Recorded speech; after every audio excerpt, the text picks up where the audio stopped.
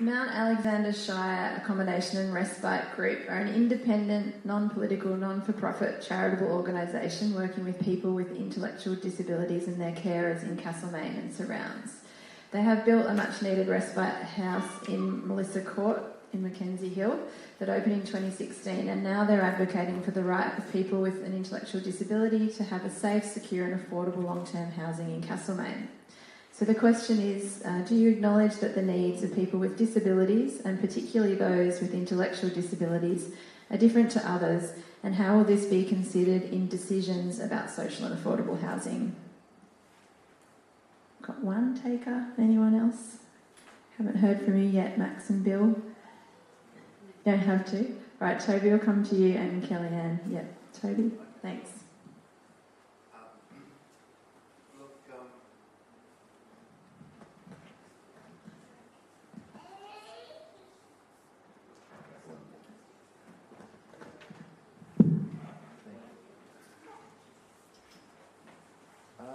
So in response to that, yes, absolutely. I think there are particular needs for people living with disabilities. And in a way, this relates to the previous the previous question about housing more broadly. But a lot of people with, and I think the question was particularly around people with intellectual disabilities.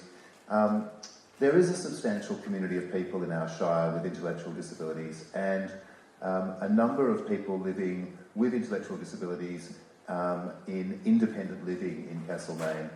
I've spoken earlier about footpaths.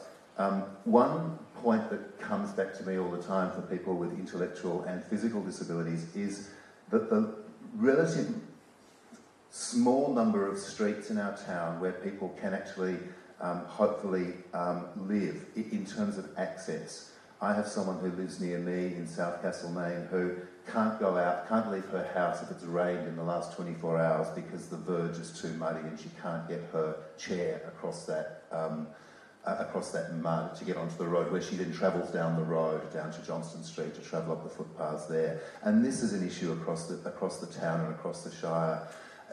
Another point just quickly though, and I don't want to hog the microphone, I feel like I've already had a go, is that when we look at, so if we can draw a map, I've made a map of Castlemaine and the streets that people with disabilities can feasibly look to live in, and then when you narrow that down and cross-section that with affordable rental housing, it's a vanishingly small set of properties that are available for people. The fastest growing demand for houses in our shire are for 2 and 3 people households, right?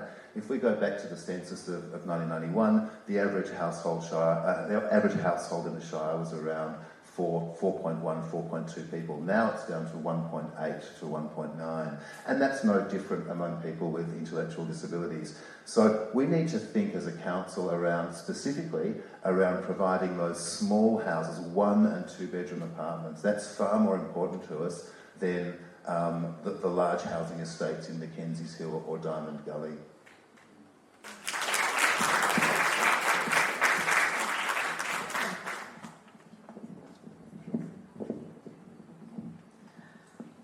So the question was, do I acknowledge people with disabilities? I'm just redoing the question so I know where I'm going from that, and how they are different from others.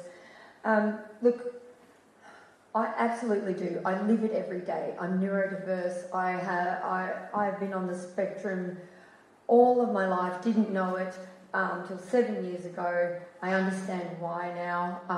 Things happen for me differently and why I see things differently. And again, you'll see me flipping through my notes because I get a bit, confused and scattered at times, and this is the way I deal with it.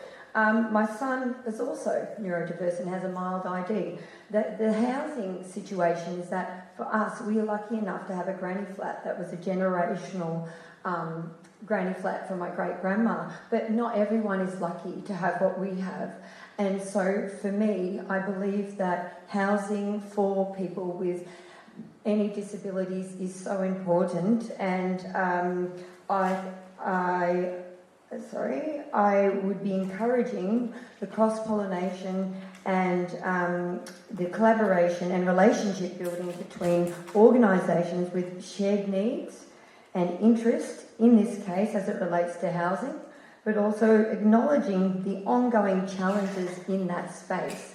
So it's still something we need to be all working on, but working together, I think, is the key in bringing this to the forefront of our community. Thank you. Am I on? Yeah. I'll just jump in really quickly because I think one of the practical sort of answers to a question like that is community housing. So that's council collaborating with a community housing organisation, usually giving them land and then building housing that's targeted at a social need. And that's something that council's already doing on a number of occasions. It can be expanded. I'd love to see it expanded here and for a bunch of other demographics too.